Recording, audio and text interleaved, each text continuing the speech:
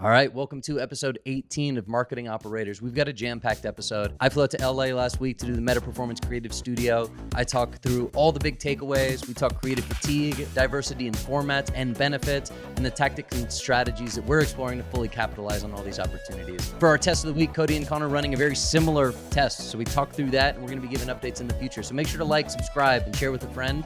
As always, thank you to our sponsors, Motion, Richpanel, and Prescient AI.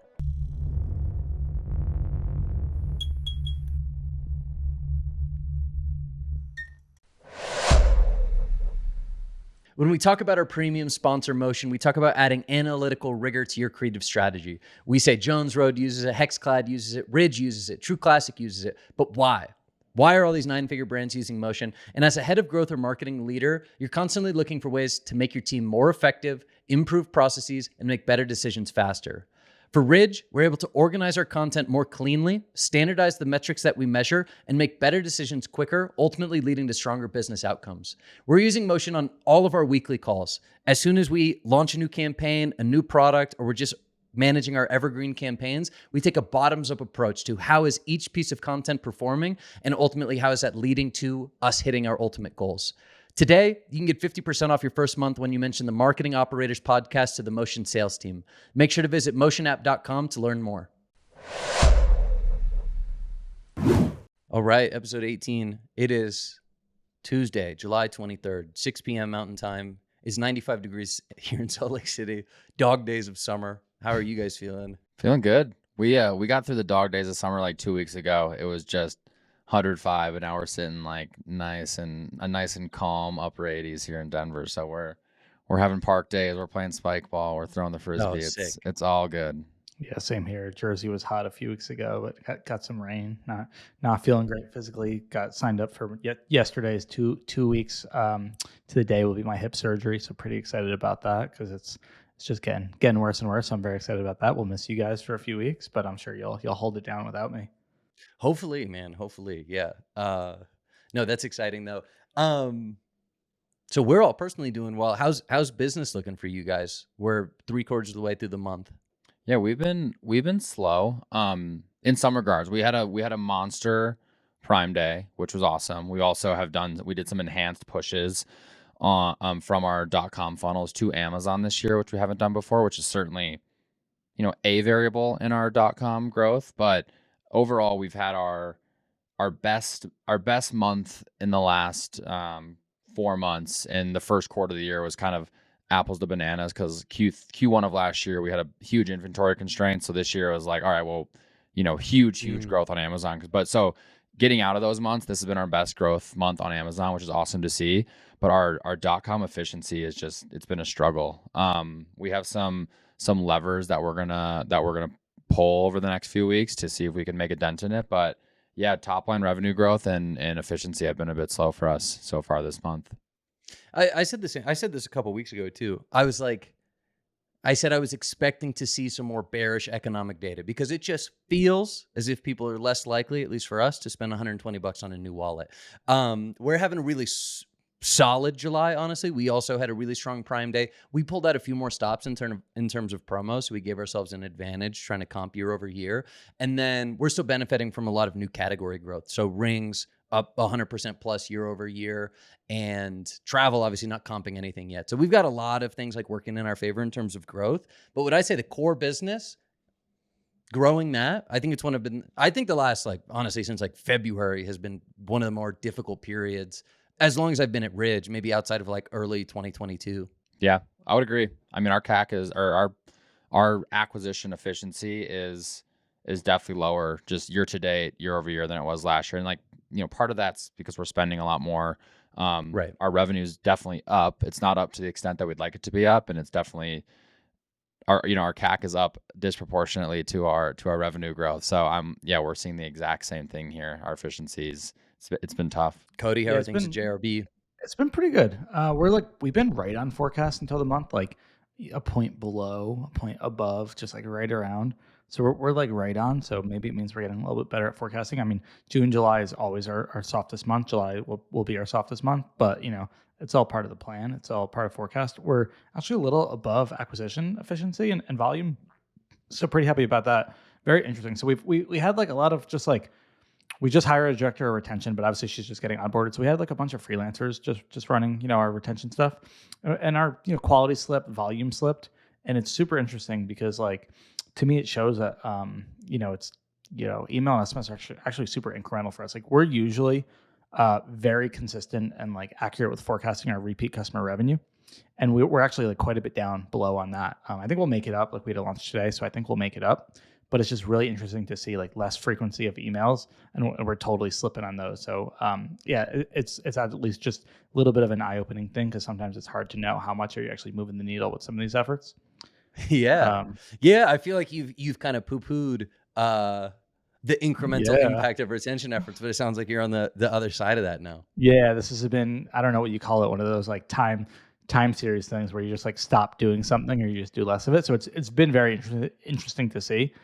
So yeah, I'll take that back. Sorry to all the retention peeps out there. Kind But of yeah, an overall we had a inadvertent test. launch, inadvertent hold up. But yeah, we had a launch today, $1 million day. So never mind that. That's always great, especially during the dog days of summer. Awesome. We launched these like Miracle Balm pellets. So there's almost like a sample thing, you know, for $30, and just had a feeling, it was the first time we ever done it, had a feeling people would just go crazy for them. They're, you know, not an evergreen thing. They'll be limited.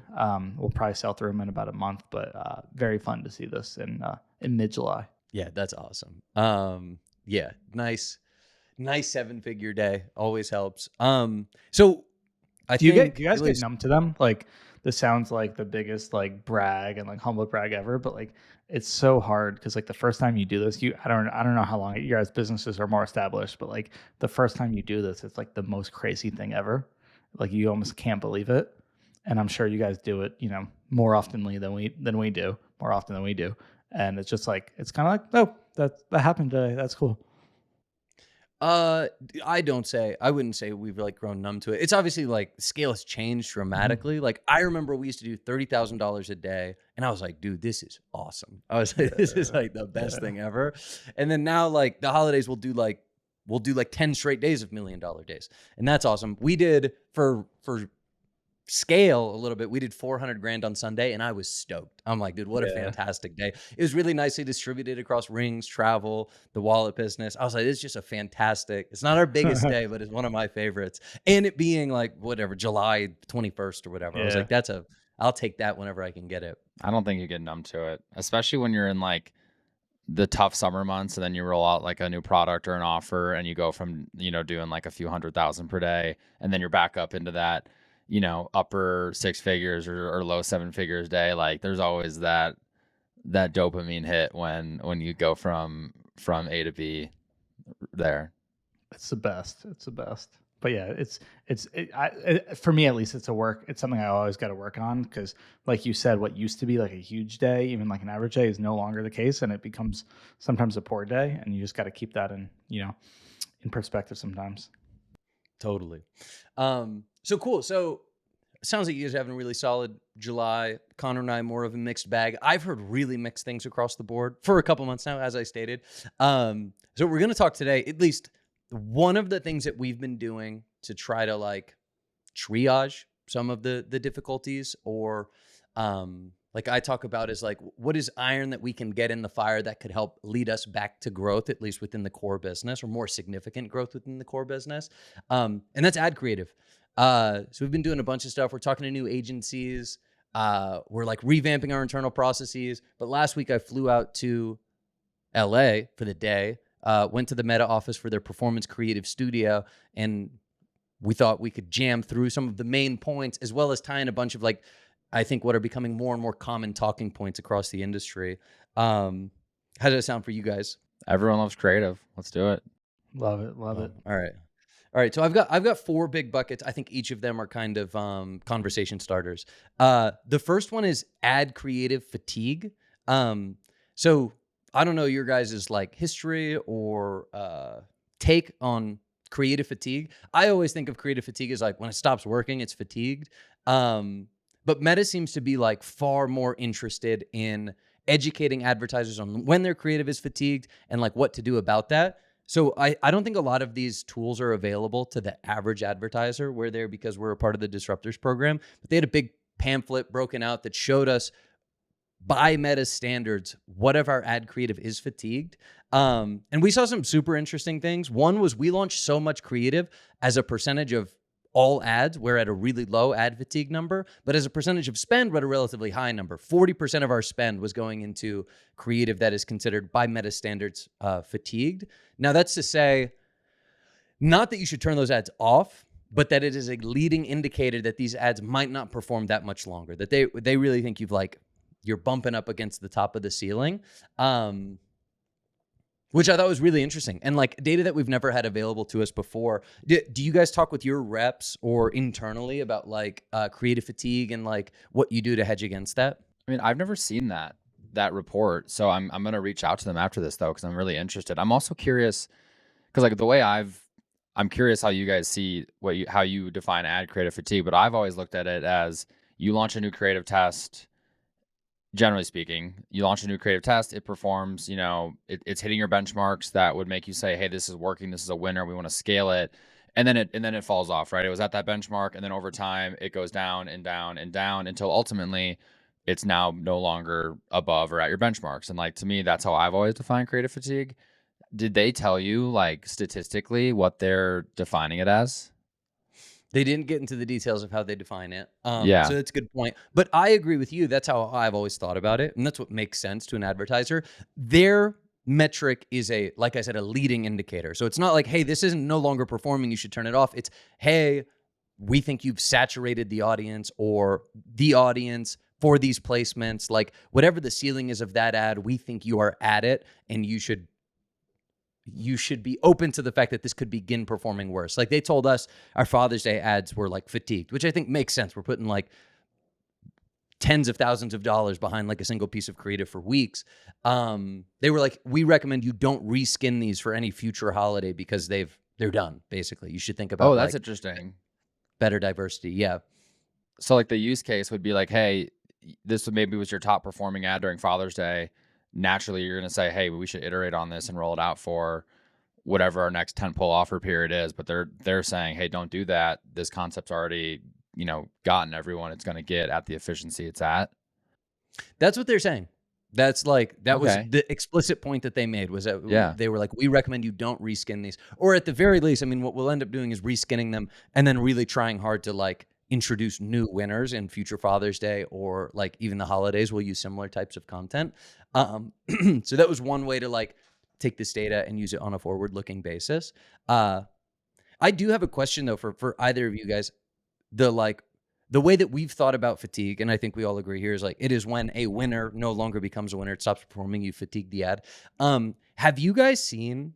We've struggled finding something that can win for a long period of time. We have very few ads that reach like 2017, 2018, we could put like hundreds of thousands of dollars behind like one ad all the time. I think we spend every dollar behind like probably 8 unique ads. It's like the opposite now, where it feels like we need a high volume of creative because things are dying off so quickly. That's our experience. What is it for you guys? We're almost the opposite. By the way, so I agree on all the creative fatigue stuff, and just like side note, yeah, I've seen Meta talk about it at some of their events where like you don't want to don't pause it, but just add new stuff into it, which I think is really interesting. So that's kind of like the approach that we've taken is we'll leave stuff like if it's going below benchmarks, we will scale it. But if they're telling us it's fatigued, then we'll just launch other new stuff into it. And that has actually seemed to work and improve things, which is interesting. But no, on that note, our top spending ads, they're old. They're like a year and a half old. We've got some like very old ones with, thousands of comments and probably millions of spend on them. And we just can't seem to knock them off. Very rarely we'll get a winner, one of those like, top 1%, top 5% ads, and they'll take up a bunch of spend. But usually our new ads, even if they're a winner, they'll get some spend, but they won't kind of take over from these top ones. So I don't know if that's a good thing or a bad thing. Like, I don't know if these ads are just so strong, got so much engagement and social proof that they're crushing, I'm sure they're fatigued, but we just can't top them somehow. Right. Yeah. Have you guys, is that some of like the founder content that you guys have seen such success behind? Yeah. Have you tried, and you've tried like refreshing it? Like you have a ton of Bobby content, I would assume. Yeah, and we'll do new stuff, and it's similar. And we've done hook testing and stuff like that. I don't know if it's just like the engagement or whatever, but we just have not been able to like knock it off. And so, but it'll slip. Like we'll have a week where performance will dip, and I'll be like, no, don't pause it. Like I don't care if it's below threshold. Like right. let's just launch some new stuff. Like it's done so well. Unless we get like a while where it's really down below benchmarks, like it'll come back. It's weird. I don't know how to explain it. Yeah.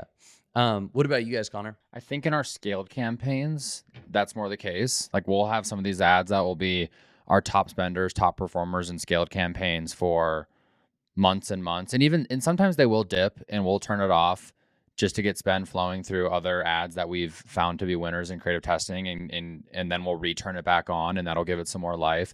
It's more so the case in our creative testing though, where it's like, hey, this is a winner in creative testing. We're going to try to scale budgets. Okay, now one day click ROAS fell off, and we'll still duplicate it into the winners campaign to see if Facebook wants to scale it. But yeah, I guess it depends for us on the whether it's scaled or whether it's like net new creative testing campaign, brand new ad set. It seems like the legs that we have there are those ad sets are getting turned off a lot more frequently than the ads in scaled are getting turned off. Yeah, that's interesting. The other point that I'll make here, and they were really clear about this, is like they look at creative fatigue at the literal like content level. So if you're using even like the same video across multiple ad sets and not necessarily like duplicating or reusing the ad ID, but like just any net new ad, if it's using the same creative, they will like aggregate all the data around that similar piece, and not that similar piece, those same pieces as well as similar pieces to identify like whether that thing is getting fatigued. So it was super interesting. And really, I felt Meta's like agenda essentially was to this point of creative diversity. Like they were like, the premise was, hey, we're looking at your ad account, you're 17 or 40 or 50% of your spend is going to fatigued ads. Therefore, we need to talk about creative diversity. And they hit a bunch of points here. And this is where I think like there's been a lot of interesting discussion like on Twitter and across the industry that we can dive into a little bit. But their whole point was, hey, we've got data on everybody. So we know who views and buys content from feed content, from Reels content, from story content. And if you're only running like really cool static ads, you're just not going to reach everybody that you need to. You're not going to reach someone who we know converts from Reels. Or if you're running Reel content, you're not going to reach a person who doesn't convert from Reels. So their like grand plan, what they're really like ushering brands towards is a future of like very diverse creative. And I feel like this is getting discussed more and more. Let me stop there for a second. How are you guys approaching this internally? So can I ask a clarifying question real quick about that? Yeah. Were they speaking, because from what I'm hearing you say, it sounds like they're talking about creative diversification from the sense of like you need to be creating ads that appeal to feed users and story users and Reel users, and these are all different ad units. Were they also speaking about this in the sense that like, because that's more of like an asset type conversation, right? Where like vertical video is going to work really well in Reels, where like a static ad might work better in a feed. Were they also talking about like messaging diversification as well, or was this more strictly from the asset type like placement standpoint? So great question, because you're front running my fourth point. So we're going to end up jumping around a little bit here. But what I was talking about there was it really seemed to be from like an asset standpoint, like have the content that allows you to serve in all the different placements so that you can be reaching the people that Meta believes will convert from those different placements. In order to maximize reach, essentially, you need asset diversity. Because I would imagine, and like we end up like this too, where we're like, I just saw someone say the other day, they were like, all of our clients are just running static ads. And like, no doubt, like we've gone through long periods of time where we've done the same thing. It's not necessarily like immediately bad, but long term, or if you're trying to like really maximize the value you can create from Facebook, what Meta's arguing, and what I can totally believe, is that you need a diversity of assets. Now, the fourth point that I have, which I'll touch on quickly because it's your question, they talked about the importance of a diversity in benefits. So they talked about rational benefits like price. Like there's a sale. So like rationally, this is a great time to purchase. They talked about product features and they talked about emotional benefits. This actually came up we did these like breakout groups where we like brainstorming ideas, and we like dug through these a little bit more.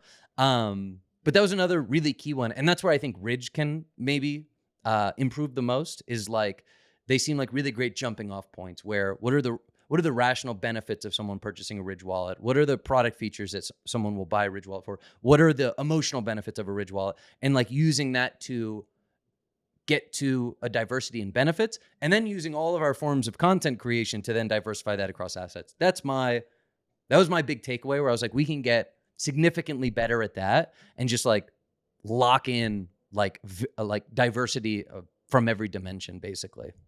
I got a lot I want to say because I agree with All all right. that. I'm super excited. Yeah. So when my team asks me, because Connor, they'll ask me the same thing. They're like, creative diversity, or because that's been our biggest focus. Like when we joined Disruptors maybe a year and a half ago, that was really one of their bigger points of feedback, because we really just had like one asset type that was winning in our account. And I would say we're probably 40% where I would like us to be. So it's a challenge. But yeah, so when our team asks, me, like, is it format? Is it? And I'm like, yes, it is that. They're like, is it format or is it messaging? And I'm like, yes, it is both of those things. And I don't think we should think about it as just one or the other. I think it's all of the different ways and all the different combinations to reach people. So we actually have our meta reps coming in our office tomorrow. So like perfect timing, but we're planning to like whiteboard this out. Because I think even it's product, like you'll reach a different part of the audience with product. And that's obviously a huge part of creative. So, different SKUs are going to reach differently. We kind of call them pillars, like for each of our ones. I think you have a pillar, a concept, and an angle. I think your pillar is like almost like a brand value prop. Like for us, it's like anti-traditional makeup. That's one. And then you can have different concepts within there that are different ways to communicate that, right? Different concepts. To me, angles and concepts are very similar. And then you can have different formats within that. So let's say we find that from anti-traditional makeup, where we talk about how, if you don't love traditional makeup, this is very different. It's, skincare, makeup hybrid together. You can have a studio video talking about that. You can have, a on the go version. That's kind of like a different like concept of it. But studio video versus UGC would be like the format. So I think it's just all of those variables together. And, more is not always better, but in this case, you want as many different ways to reach different people. So it is format, it is message, it is product.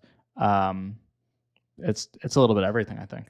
Yeah, totally. And that's like a couple episodes ago, I talked about I guess it would be like more like a new pillar based on the definitions you just gave for our wedding bands business, which is just something we built the product around, but we hadn't hit explicitly on from an ad creative standpoint. And it's around this idea that like wedding bands, particularly tungsten wedding bands, are not designed to last for life. Like most guys, the average guy changes their ring size 2 to 3 times in their life. Mm-hmm. You lose your wedding band. So there's all sorts of reasons why you won't be able to use the same wedding band forever. And we have this free replacement program to like make a lifelong commitment in the same way that someone is who's getting married, right? And it's like, we just did it with like this very text heavy ad format. For those that didn't watch that episode or weren't watching it, it was inspired by the Adams "They're Not Cheap" ad. So you can kind of imagine it. And we saw like a ton of success there. Really high click-through rate relative to all of our other images. Great conversion rate. Like we clearly unlocked something that resonated with people. So the next steps from there were, how do we articulate this exact same message, this pillar, in another concept? And it's like, oh yeah, a woman talking about like more like a organic UGC content, talking about why she's buying a wedding band for her husband, because wedding bands don't make sense. It's the exact same concept, but just in a format that will serve in different places, serving to different people. We just went through the same thing. We, as you know, we knocked off that ad that you did. We knocked off your knockoff ad, and it's crushing that static. And so same thing. So clearly there's a messaging thing that works. And then so now we're briefing our agencies that we work with. We work with a few like percent of spend agencies, and we're like, hey, this messaging seems to be really working. Like, can you run and get some UGC, get some creator content for this? And because there's clearly something here to this angle. I think that's one way to do it. I was actually just looking and previewing. Like, I don't love how ours looks. We didn't really take some of the real safe zones into account. So I'm considering testing that like David Herman thing, turning into like a GIF and making sure that it's very optimized for like a reels or stories placement with like the text. And I'm curious to see if that has any difference in, spend allocation. Yeah. Totally. And then one other thing on that. So I remember probably about like a year ago, was out to brunch with like my sister-in-law, and she was talking about how she prefers the old Instagram, the following your friends, the all images. And she said most of what she gets on her feed is images. And of course, me being like the nerd I am, I'm like, can I see your phone? And so we start scrolling through her phone, and my phone, like I love to use Instagram almost like TikTok. It's just all auto recommended content that, my wife and I are friends, like DM each other, right? So it's like not followers, it's pretty much all video. And so because that's what I engage with organically, all my ads are also video. And all of her ads were static, right?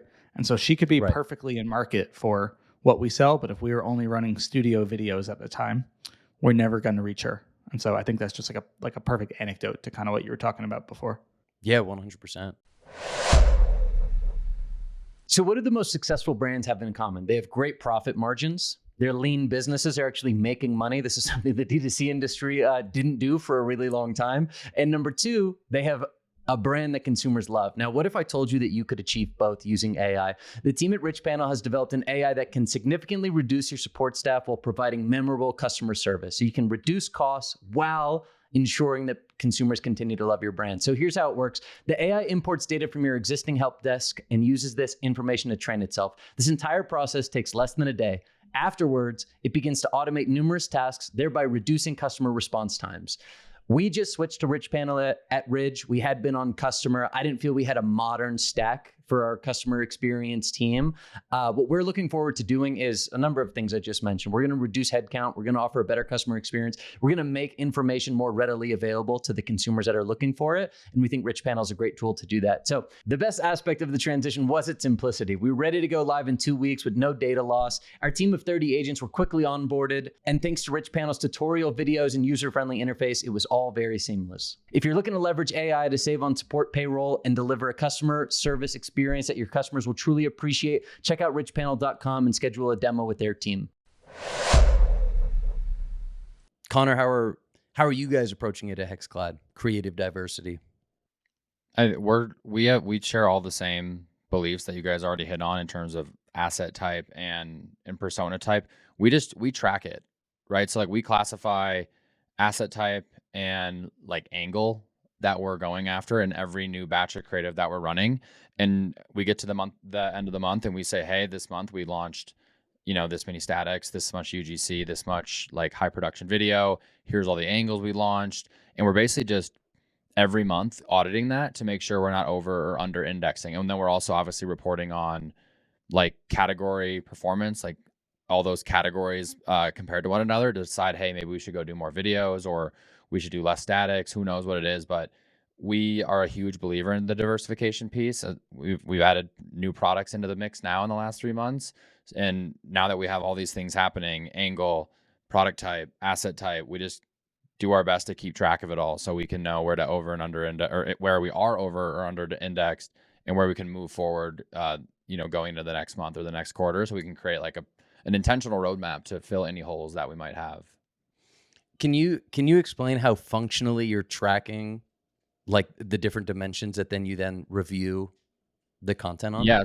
So we basically have this automated, it's just our testing calendar, right? So basically things go into production. We'll put them into this calendar. Each asset test has its own row. So it's like, hey, the week of 5/20/24, we launched, 4 new batches of statics. Here's a link to all the assets. And then we just have these drop downs of like, hey, this is a video, this is a static, this is a GIF, this is UGC. And then we also have product drop downs. We have like brand page versus whitelist drop downs. We have persona drop downs. We're putting the ad text in here, like generally speaking. So then we can just come back at the month end or the quarter end and be like, just literally count it up and be like, all right, well, we launched 25 new batches of creative this month. 6 of them were statics, 7 of them were video, 3 of them were UGC, and just do that for all these different categories. And then we review that as a team. Once a month. I've been less involved in those meetings recently, but they're meeting monthly to review and discuss next steps based on it. Yeah, that's awesome. That was one of my big takeaways from the whole event was we need to be doing better like tracking and then reflection on what are the pillars, what are the content types, what are we seeing work or not work, and then what are we over and under indexing in? Because that's where I think we end up getting a little like caught in the weeds of like the day-to-day optimizations, and we're just like churning out a ton of content, and we might be missing those like larger trends. So we Yeah. definitely need to get on a similar page to you guys. Well, I've been like I've been using the word intentionality, like creative intentionality recently with our team, because like we have an awesome team that's highly productive and they produce amazing assets, but I feel that we are too forward facing at times. Like, and we need to just pump the brakes and like let's not do production for a week. We have where the business isn't going to break, it's not going to fall apart. Like, let's halt production for a week or two and let's look retroactively at what we've been doing and what's been working and all those data points we just talked about, and then let's come out with like a much more intentional roadmap. And that's something we're doing a better job of this quarter. We're not there yet, but like just creating an expectation of everything we want to produce for the quarter. Anything else is just extra. Maybe we can add stuff in, but as long as you produce these things, we're happy. And it's all based on, looking back at the percentages and all those different categories. Totally. Yeah, on that point, we have teams changed a little bit over the last couple of months. We've got 2 onshore creative strategists, and then we've got 1 woman offshore who we really like, who's a hybrid editor and strategist. And we actually have her exclusively working on the existing bank of content. So she doesn't brief out anything to creators to generate new content. She's just working off the like existing assets, which I've said the same thing as you. Like, I think it's really easy to under index there, and you forget all the awesome content that you have and how creative you can be with all of it. And you get like caught up in the like, oh, let me get out another brief to another creator with some slightly new concept. And you just end up in this like weird kind of self-fulfilling loop. That's a cool constraint to give a team member. Like, hey, you are, as the CMO, ensuring that your content bank is being used. Because you're like, hey, it wasn't is my against the idea, to be fair. rules. I can't take that much credit. They came to me and I'm like, dude, that's fantastic. I love That's this a great idea. I Yeah. love that. Yeah, that's awesome. We just hired our 3rd creative strategist, and I'm like, maybe we should do something like that. That's interesting. Yeah. Well, awesome. So that was a big point. And so we just covered 2 points here: creative diversity from a format standpoint, and creative diversity from a benefit standpoint. Actually, I had one question for you guys. We talked about pillars, the way Cody defined them, like brand values, intrinsic reasons why someone might purchase. Do either of you guys have like a really clear idea of multiple that you guys hit on? Let me pull up actually one of our motion reports, because just like you guys were saying, and not that I'm trying to purposely plug them, but like that's what we use motion for, is like director of growth pulled that recently. It was like, hey, now that we've defined our pillars, like here's how much we've actually spent on each of them in the last month, and here's how they're performing. So let me pull that up and I can tell you. But yeah, and we're, I think part of it is like, maybe this is like the exploration piece. Like, we're trying to land on some new ones. Like, we're trying to mine, Right. any research data that we have, and are like, what are some new pillars? We're close to unlocking a new avatar, which is like moms. Like, we've done a lot of mom content. We think like some of our products, because they're really quick, can be used on the go, or like getting rid of dark circles as you're a tired mom. Like, I know, Connor's big on like avatar based things. So we're very close to unlocking it. I think that'll be a new audience. So that's more of I guess there's kind of pillars and avatars, and there's like some overlap. But now, if you give me a minute, I can pull them up. Well, Yeah, I can speak to one while Cody's pulling that up. We have generally speaking, we lean on this idea that you shouldn't have to replace your cookware. Like, you should buy it and it should last you a really, really long time. And it should be something that, like, we have this old founder video where Danny's going, this is something you'll pass down to your kids one day. And like, we really believe that. And we've also taken a ton of angles around that, like some on the nose angles of like, this is the most durable cookware you'll ever have. We have a lifetime warranty on it. Some more roundabout of like price comparison. Like, we've talked about those New Year's ads we were doing, where it's like, hey, this is actually, yes, they're expensive, but this is actually a better option than replacing them every 3 years. So that whole, we don't have like a 5-word slogan to define that pillar, I guess, but a lot of the angles that you'll see in our creative are around that. And that shows up as like in our post-purchase survey. And this could be like confirmation bias, because we have a lot of ads around that, but we ask people like, what's the number one reason you bought this product? And it's generally the durability piece is what people care about the most. And so a lot of our stuff's built around that. Yeah, awesome. Because I'll like deep insight here into we had this small breakout group, like I mentioned, what we discussed. Their feedback for our content was that we're not like specific enough around a pillar, essentially. Like a lot of our content is like, and I've shared some of our video ads before. It's like, we just hit a lot of value props. We're like, we get Dude, I people was going to ask you interested. about that. I was going to ask you Too about many that. value Yeah. props, you think? Like, no, but I was going to ask if you found that to work better, because I keep getting some of the luggage ads, and they're great. Don't get me wrong, but you've got somebody like throwing the luggage down, you know, and showing how durable it is, and then you're like spraying it with water, and then like doing other things. hell yeah, dude. Yeah, but I'm Lifetime curious, like, warranty, weatherproof, yeah, 360-degree wheels. Like, I'm curious. Have you tested taking one of those and be like, hey, you know, maybe there's a way to just reach more people? Yeah. Maybe somebody's interested in the durability aspect, and somebody else is interested in the weatherproof, and somebody else is interested in, you know, the value it provides, or whatever it is. But there's like a way to position the same thing. And I think this was kind of my tweet you wanted to talk about, and I'm getting us far off track here, but it's like, I think we're so conditioned, and I am as well. I'm working on this, to be thinking of like, what's the winner? What am I doing to get the best performance, and which one of these resonates the best? And just like, how can I cram in here? But more, it's like, how can I get all of these to work? And how can I get like my blended aggregate performance where I want it? But maybe there's a way like I can accept a lower return on some and a better return on others, because I know that's actually bringing in more net new people. Sure. Oh yeah. And like, super tricky question there at the end.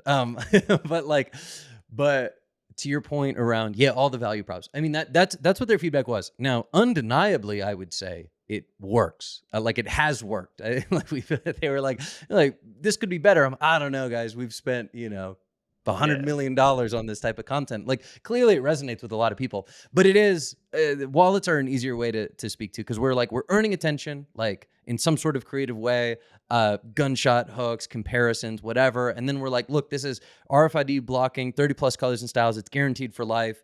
And then we'll there's 100,000 reviews, 100,000 plus 5-star reviews and a 99-day risk-free trial. And it's like, look, let's get them interested, educated. Let's try to de-risk the purchase as much as possible. That's been the format.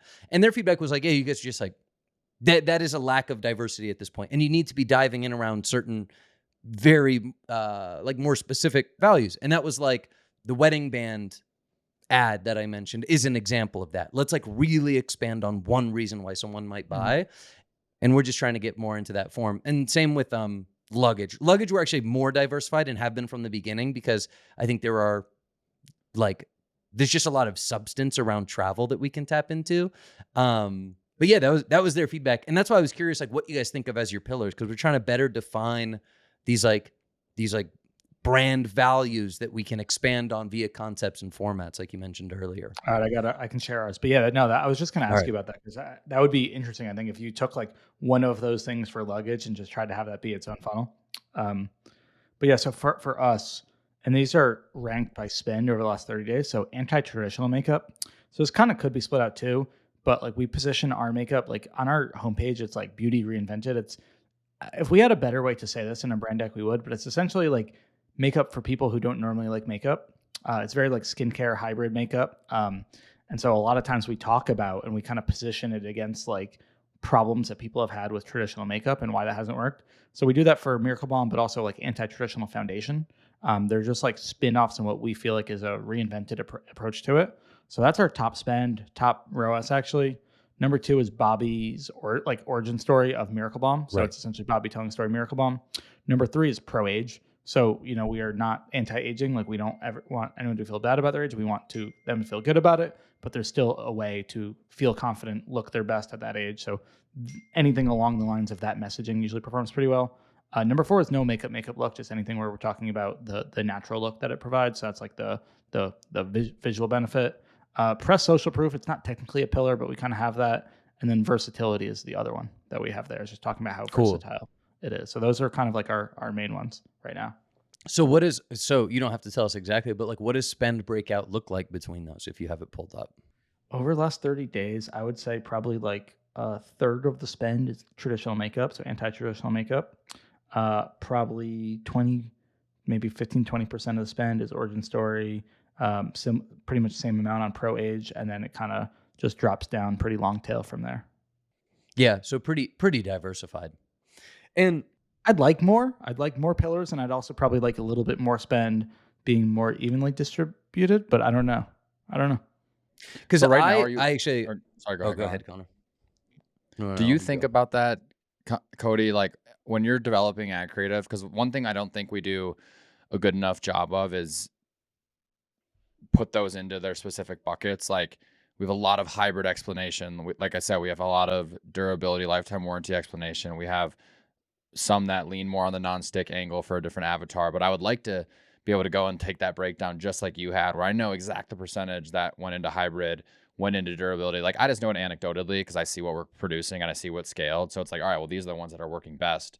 But like I would love to break it down. So whenever are you doing that at like the ad level where you classify them in one of those categories? And like if you roll out like a new angle or a new pillar, you'll just add in like an additional naming convention and then you can very quickly and easily aggregate it. That's a great question. I actually would have to say Connor's smiling because he knows what I'm going to say about naming conventions, but I could tell. Yeah. I could tell it's on your eyes. The lifeblood. Yeah. I'd have to see what actually we're pulling. So that would be a great question, but I would assume it's in the naming conventions. Yeah. And there's definitely some overlap. Don't get me wrong. Like there's definitely some overlap with how we talk about it. I think the hard part with creative diversity, and this is where I struggle with, is like, let's say we want to scale and let's say we're looking at this and it's like, what should we do more of? It's always hard to set, like, to know between like, hey, should I double down on what's working? You know, we spent 40% of our spend on traditional makeup with the best ROAS. Like that's what's working. We should do more of that. Or is it like, hey, we've spent only 20% of our spend on versatility or 10%. We should actually be doing a lot more there. You know what I mean? That's kind of the it's such challenge. a hard question. Absolutely. Well, yeah, that's dude. It's like an impossible question, because I imagine, because you kind of mentioned this earlier, but do you guys have different ROAS targets? Do you see meaningfully different performance between them? I think about it like subjectively. Like I think there's value in, right. So like the next incremental audience that you reach is going to be, you know, more expensive. Sure. And so theoretically, if you're trying to reach new audiences, you should expect a lower return. And as long as your blended performance is where you want it to be from a campaign level or an ad account level, you should probably be okay to have different ones. But it's not like we've like actually broken it down and like tested it that way. It's just like, hey, we've got this, you know, influencer UGC piece that we think is reaching a younger audience and it's just speaking about things differently and it looks different. Like, all right, maybe we don't need to run that at the same exact efficiency and we'll just add it to an ASC and let it get the spend that it does. And we're okay for it to be a little bit lower. That's kind of how we do it. So we'll just like subjectively be like, hey, like in the name of creative diversity, I'm gonna leave that one running. And then theoretically, you're looking at rolling reach, or you're trying to validate that you're reaching net new people in these new pillars that might get a slightly lower return. Yeah, and like we haven't done it in a while, but like theoretically, you can run a holdout, whether it's like a meta conversion lift or geo, and you can say like, hey, when I'm running, you know, a campaign that has a lot creative that looks very similar to where I'm running creative that just has a much more diverse, like where am I more efficient? Where am I acquiring more customers? Right. That would be like the ideal way, but we haven't. But yeah, but it's just the hard part is like, and I don't know if I don't want to get too like tinfoil hat, but like the challenging part with this is it's very hard to get spend and get performance on the new stuff. I feel like Meta is just optimized to go after the thing that has performed well.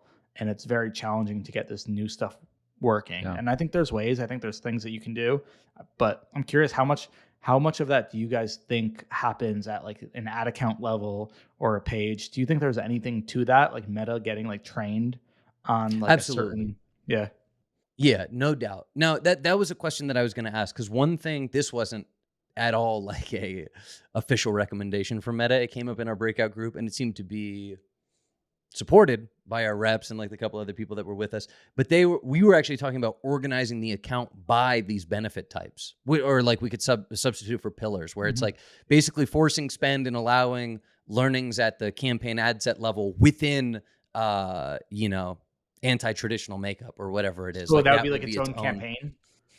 In theory, that's what we were talking about, because I do think it's really tricky to say. I do think it's really tricky, but other people will be like, let Meta figure it out. But like just load all these different concepts up with the idea that some of them, the goal is to get a lower return because you're reaching net new people. It's like, how are you ever going to get Meta to spend on that in any way? Like it just, it's like, that feels like the trickiest thing right now for like marketers, especially at larger brands where you have like increasingly like complex objectives and like more nuanced objectives. It's like, how do you actually codify that in a couple campaigns on your paid social channels. That's what Dave said to that was one of the responses, I think, to his initial tweet was, Facebook will only spend on my top performers, and his response was a fairly short, and I think it's a very nuanced topic to talk about ad account structure when you could set some things up in 100 different ways. But that was his response was, then you need to rethink your ad account setup to force spend through it, which that's what we've done recently with our new products. It's different than angles, but like Hex Mills, Pizza Steel, Knives, Aprons, they all have their own campaigns because there's no way they're getting spent if I just dump it into a bunch of cookware. Totally. Yeah. So I was at this, like, it was like the Meta Performance Roadshow. This was like several months back, but I was in the breakout room that was talking about creative diversity, and everything sounds great in theory. And then everyone started going around and they're like, yeah, like it's not really working for me as well as, you know, you're saying it should. And like, I was like, oh, thank God, like I'm not the only one. And so, you know, we started talking about it, and like, yeah, it was just clear that, like, obviously it's so important. And if Meta is preaching it and talking about it this much clearly, there's something there that they know about how the algorithms work that people should very clearly be paying attention to. But I think it's much more challenging in practice. And I do think so at least, you know, the Meta reps that were there that day shared a lot of the learnings actually happen at the page level. Because we were asking if it's at ad account level, should we run different ad account? Is it pixel level? You know, again, I think it's very easy to just go down like a tinfoil hat rabbit hole and like test too much. But it seems like when you are doing some type of consolidated approach with, you know, a CBO or whatever it is, Meta is going to have more data on the type of content that it has historical learnings on.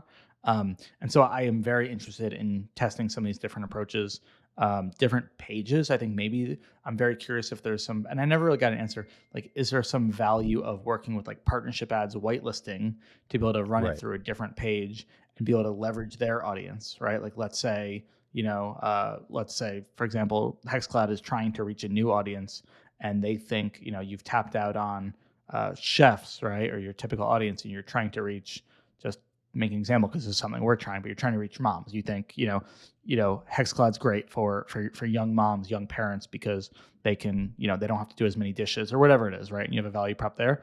Maybe partly it's the content, but also partly you can run some whitelisting stuff through them, talking about those value props to that avatar. And Meta may use some of the learnings of that page to actually like model and create a lookalike based off that audience. So I have no idea if there's any merit to that or not, but that's something I'm interested in testing. And then I also believe like you might just have to force some spend to it and let it run for a little bit longer. Right. Maybe it's not as efficient, but just over time, hopefully that will pick up. I totally buy the lookalike idea. I actually first saw this idea from Matt from Lomi last year, I think, where he was basically making this argument that when you expand channels, you're helping Meta perform better because you're adding new traffic to your site that is getting tracked by the pixel, and that's creating a new signal. We talked to Matt about that when we launched TV, because that's actually that's the context. Off. Yeah, that's the, and like I went and our percent of new visits went way up. Like and I was like, there's no way that like this is just like retargeting, right? And that was Matt's theory, is just like giving the signal so much new data. I think that makes a ton of sense. And like, that's what I kept thinking when I was looking at our ad account last year, because we spent, I don't know the number, like 60+% more on ads at a exact even 1 day click. And I'm like, okay, this is great. We did a lot of creative testing. We did a lot of offer testing, but there's no way all that offer and creative testing we did, landing page testing, is going to offset a 60 to 70% bump in spend on Facebook year over year. Like, that just, to me, that seems like against the rules of scaling Facebook ads. And then I saw that and I'm like, well, we have spent like orders of magnitude more this year on linear TV, on streaming TV, and these upper funnel channels. So, and again, it was a pretty high net new percentage visit rate, which I also think, by the way, is a good way to actually validate like these different angles, right? If you can go into your ad account and say, here's all my aggregate data for this pillar or angle, here's the aggregate data for this pillar or angle, and then look at that net new visit rate, like that's a pretty good validation that you're reaching different audiences of people if that net new visit rate for each angle is high and you don't see one like we see statics way lower, right? We're like, okay, well, obviously this is serving to more of a retargeting audience. 1 day clicks also way higher on statics. So to us, we have a good feel because of that, like where it fits in the funnel. But you can do that with everything. Yeah, dude, 100%. So if you're a CMO, a head of growth, a paid media lead in today's e-commerce ecosystem, you know how hard media mix can be. You know how hard it can be to sift through all the data and make the decision of what percentage of spend you want to put into each channel. So, last click based attribution is great, but they often undervalue view channels. Incrementality holdout testing is great, but that often takes, weeks and months to get that data back. And you might take 4, 5, 6 months to have comparable data across all your channels. Enter Prescient AI. Prescient AI is AI-powered marketing mix model. So basically what Prescient does, it measures and forecasts the true daily value of your paid media campaigns with incredible accuracy. And it really gives you the confidence to scale and put your budget where you think it's best put and what's optimizing that ad spend. So basically with Prescient, you're gaining AI-powered insight into the impact of your paid media, including hard-to-measure campaigns on TikTok, YouTube, influencer, and connected TV campaigns on your e-commerce revenue, including Amazon. I cannot emphasize how important this is. It's one of my favorite parts of the tool. Prescient's super easy to install. There are no pixels, so you have just super quick access to past, present, and future data in hours, not weeks, not months, in hours. You start getting models outputted, and these are all unique to your brand. They're trained and they're back tested on your data. And what Prescient does that I have not seen other MMM tools do is that they actually give you optimizations down to the campaign. It's not just how much you should put in Facebook, TikTok, YouTube, but they're actually giving you, saying, hey, this campaign in Facebook is better than this one. You should put more budget here, which is really cool. We use it at Hexclad. It's used by other top brands like Good American, Cozy Earth, Timbuktu, Nude, and dozens more. It's one of the fastest growing e-com tech MMM tools in the game right now. So if you want to check them out, book a demo today at prescient-ai.io/operators. That is prescient-ai.io/operators. Prescient AI, helping brands scale spend confidently with AI-powered marketing mix models. I'm trying to figure out whether I want to take us on another tangent. Do it. Because I'm going to ask, have you guys measured the difference in incrementality between video and image ads? Not in like a true geo holdout way. Yeah. Because for, I don't know, maybe the last year or whatever, that's been my like big tinfoil hat theory, where like I went through a big thing where I was like mapping out what percentage of our ad spend went to videos versus images, what was our AMER in those periods, and like really not that scientifically, but like I felt like I could put together a compelling, I felt like I could put together a compelling case. It said like, look, our AMER, we seem to be more efficient when more of our budget is going to video. So we just did a relatively small test. It was just on our ring business. We spent $100,000 on it. But we saw like a 40% higher incremental ROAS from video versus images. And so that like at least quote unquote validates. I'm not taking it as gospel or anything, but it backs up this idea that like even different asset types can drive different incremental results. And it goes back to the point of like, okay, do you just dump videos and images all in the same campaigns and let Meta figure it out? Because Meta's not optimizing for incremental returns. So we've actually for quite a while been ensuring we have a significant percentage of our budget going to video just because of my belief. I've like been like an asshole about it, like being like, hey guys, we got to spend more on videos. I know there's no reason to. ROAS is slightly lower. Percent new visits is slightly higher, but like I think we should. And then this was the first like slightly scientific thing that like backed up that claim. But that's where it just becomes like a soft science. Like we're really. Do you have different targets? Well, no, but if you did a holdout, I would say it is science. But do you have different targets on video versus static now based on that?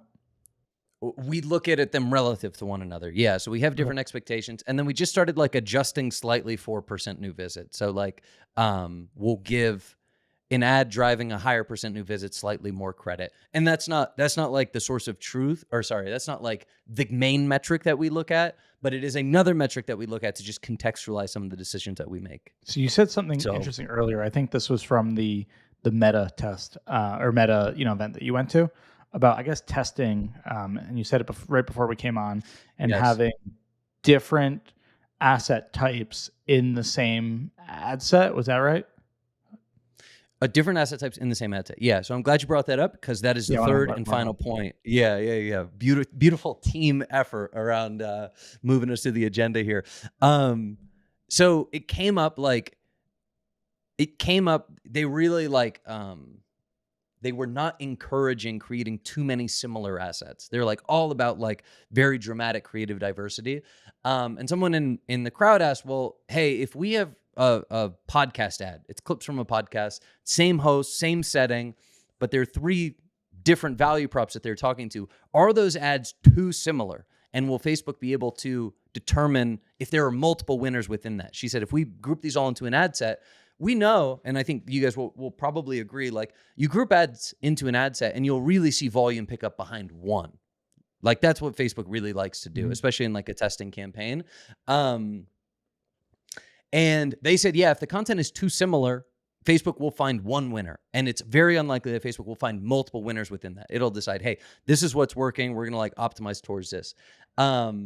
Which I thought was like, it was kind of like, it was an offhand comment, like to caveat some of these things. It was somewhat of an offhand comment towards the end of this like review that came from a question in the audience. But I thought it was like the most like bombshell thing where it was like, basically like if your content was too similar at the ad level, which is how we do most ad testing, we're like grouping variants together. Facebook is at best going to find one winner.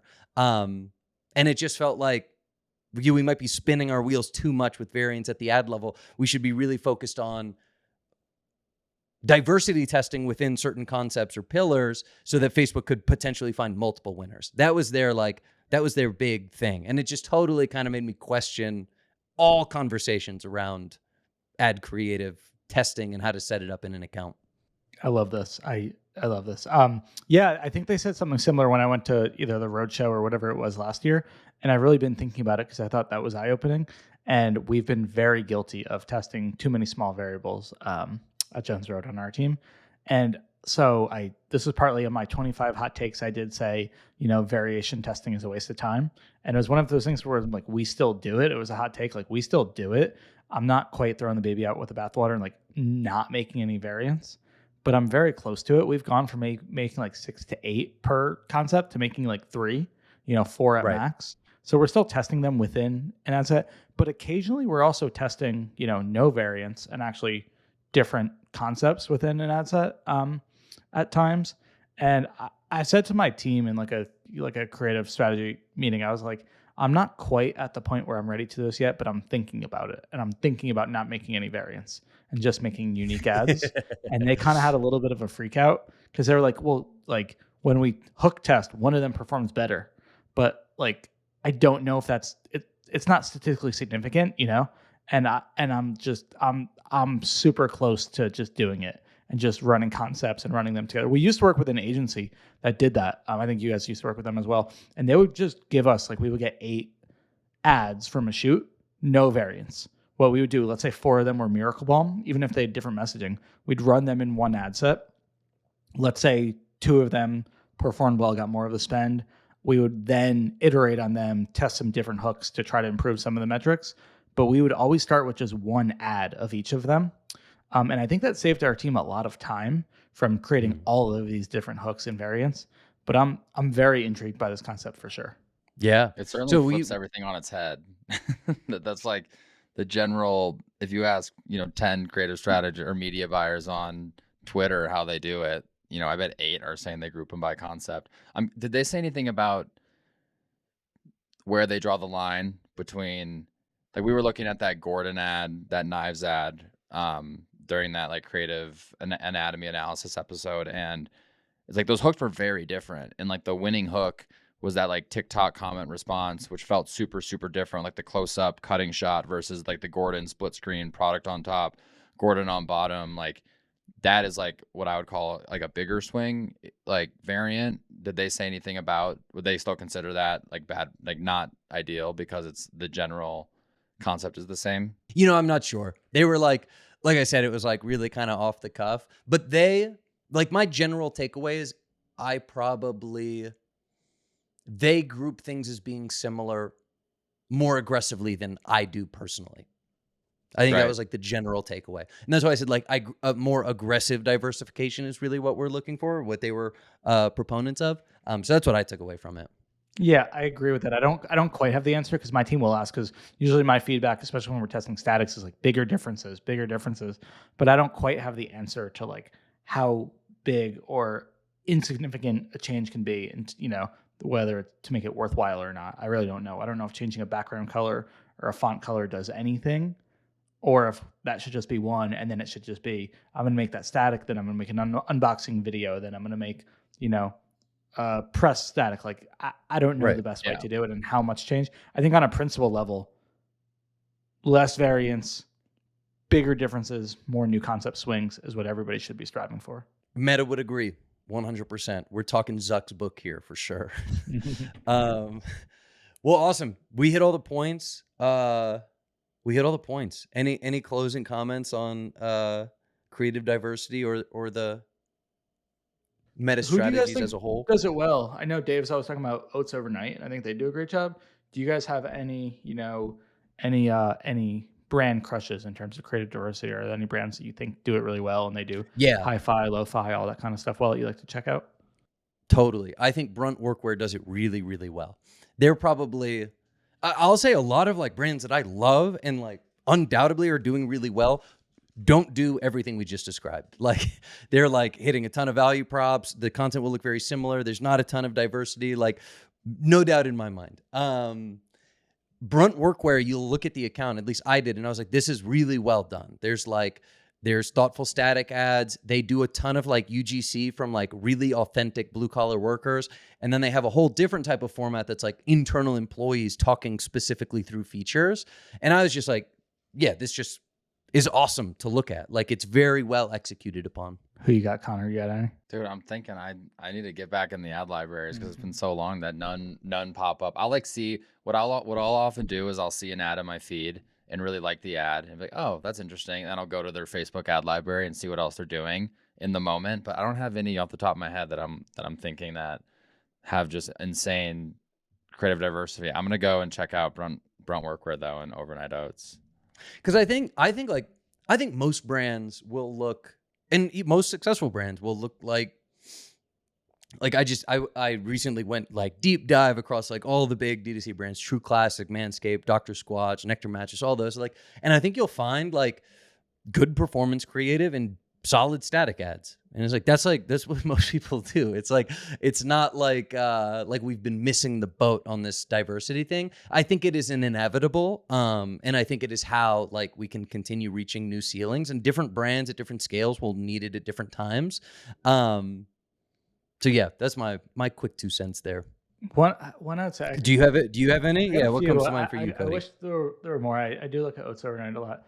And I know, like, I don't know, Big Kizik as well. I think they do a pretty good job. They've got a lot of UGC, a lot of creator stuff. They've got a lot of statics. They've got some like shorter type videos.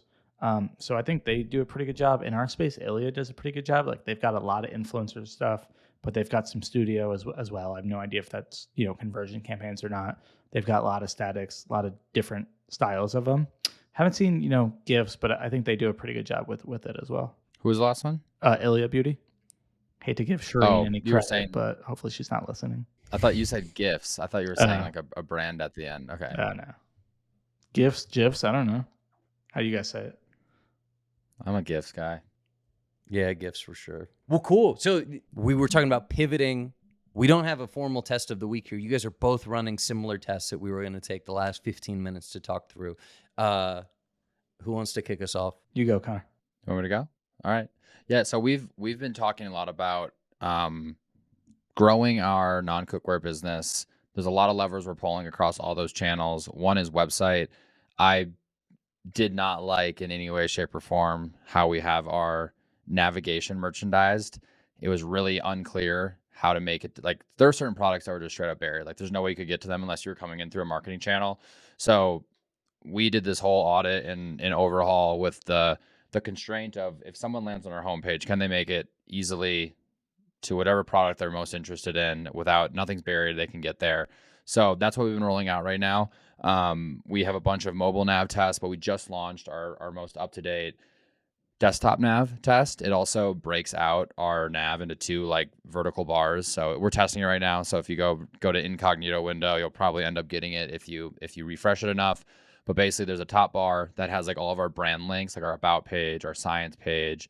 We're going to add our brand partnerships page to it. And then below we have just a way more intuitive product, like level 1 to level 2 to collection or product page navigation. So just launched it like yesterday. So certainly not conclusive yet, but getting a lot of conversions on it because it is a homepage test. We got like 64 conversions on one variant, 63 on the other. What's really interesting is the conversion rate is just slightly better on the updated version that has a much cleaner flow, but the revenue per user is like 40-50% higher right now on the new version. So and if you go look at the AOV, it's significantly higher. So I'm very curious to see if these results stay true. But my initial read is that because we're giving people a much cleaner path to find all these products, that they're ultimately adding more products to cart. So I will follow up in a few weeks once we have like this one. We're probably going to get hundreds or if not thousands of conversions on because it's a homepage test. But really interesting to see. And you know, Connor, I know you were bummed to. You've said you've been having some of your CRO hypotheses debunked recently with some tests. This is one where I was feeling good about this one when I refreshed the page this morning because we looked at we spent a lot of time on this and think it's a big hole on our website right now.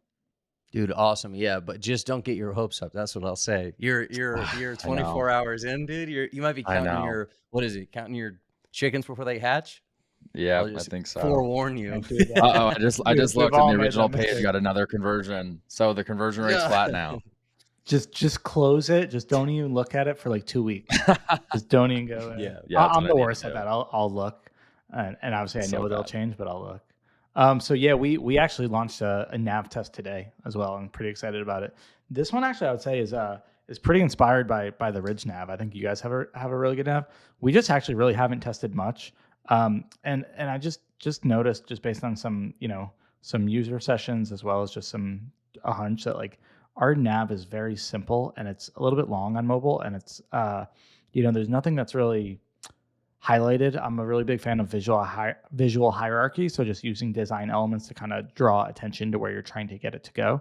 And so wanted to test just a few different ways of doing it. So we're running a multivariate test, so 4 different groups, but we've got enough traffic to do so. It's on desktop and mobile, but we'll break it out and we have a different nav on each, so mainly on mobile that we're looking at. So our number one, we just have like a kind of normal thin font we call it Ringside, and we're testing that. So that's our control. Then we have these badges. I don't know what you guys call them at Ridge, but like new, limited edition, stuff like that. We're adding those just because we've gotten some feedback that like people don't know as we're adding new stuff to it. So very curious to see the kind of engagement that they get. So that's another one. Number 3, we're testing without badges, but we're changing the font. So not to all of the collections, but just like our top few, our top 5, we're giving it like the font that we use that's like bold, all caps, just to see if we can drive a little bit more traffic and attention to them, because those are probably our best converting pages and our biggest ones. And then we're also testing a variation that has those plus the new badges. So it's just a little bit clearer, a little bit easier to grab somebody's attention, hopefully, for the skimmers, and just pull their eyes to where you want it, which is the top, shop all, face, eyes, stuff like that, and giving kind of a down ranking, if you will, to smaller things like returns and exchanges, our story, apparel, tools, that kind of a thing. So Right. very curious to see how it goes, but I think the Ridge one is great. And if it works, I'm very interested to test like a content block at the top, kind of like Ridge has. Maybe trying to funnel them to bestsellers, or maybe going to like a quiz, because that always does pretty well for us. Totally. So for you guys, no structural changes, just visual. Like you're laying it out in the same way. People can click to the same places. Yeah. Just fonts and some of like the flares and badges. Yeah. That's it. That's the test for this one. And then depending on how this goes, I think we will test like adding like a bestsellers category, and adding some structural stuff to try to get them into the higher AOV. I think this one is more for conversion rate. And then in the future, I think if this converts better, then we're going to try to see how we can bump AOV on this to funnel them either to, a bestsellers or a kit or to the quiz. Right. Totally. Yeah, that's super cool. I think navigation tests are cool. Connor, to be clear on yours is way more structural. Like you guys like you're organizing the site basically It's both. meaningfully Both. different Yeah. between two. Yeah. Yeah, it's a full on information flow change, but then it's also it's a totally new design as well. So it's a very big Quite swing different. I'm on it from now. where we were at. Yeah, totally different. Yeah, even looking at it now, I'm like, oh, we should still change this. But like, you look at what if you get the two versions, it's like it's pretty night and day I'm different. trying to remember what you had before, but I'm on it now.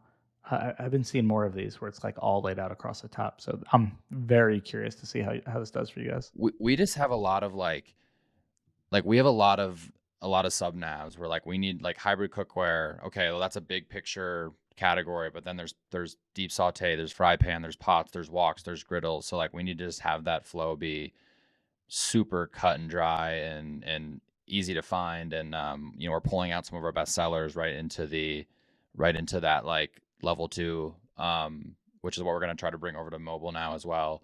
So yeah, we just got a lot of like layers to go down. So we actually took a lot of inspo from Derfs, where they're a women's clothing brand, and we really like how they have their nav set up and how they go from highest level to the next highest level to the smallest level, and it's just super intuitive. It's easy to find. I also think there's some brands in the cookware space as well that are doing a really nice job. So we had some good inspo to pull from and kind of mixed and matched some of our favorite pieces from a bunch of different brands, and then put in our own spin on it here and there. So yeah, we'll see how it pans out. Yeah, awesome. We'll have this week's test of the week is just an explanation. We could follow up. We'll commit to following up no sooner than 2 weeks from now. Connor's not allowed to give us like daily updates as he refreshes. I'm gonna be hitting our group message. Don't worry. Yeah. Awesome. All right. Well, look, that's a wrap. I think we covered a lot. Thanks, guys. So that's a wrap. Thank you for listening. If anybody has comments, questions, they've got recommendations or ideas on how to make sense of all of the changing landscape of paid social, hit us up on Twitter. We're always down to chat. As always, in order to stay in touch, make sure to like, subscribe, share with a friend. Love getting new marketing operators in the network. And lastly, as always, thank you again to our sponsors, Motion, Richpanel, and Prescient AI.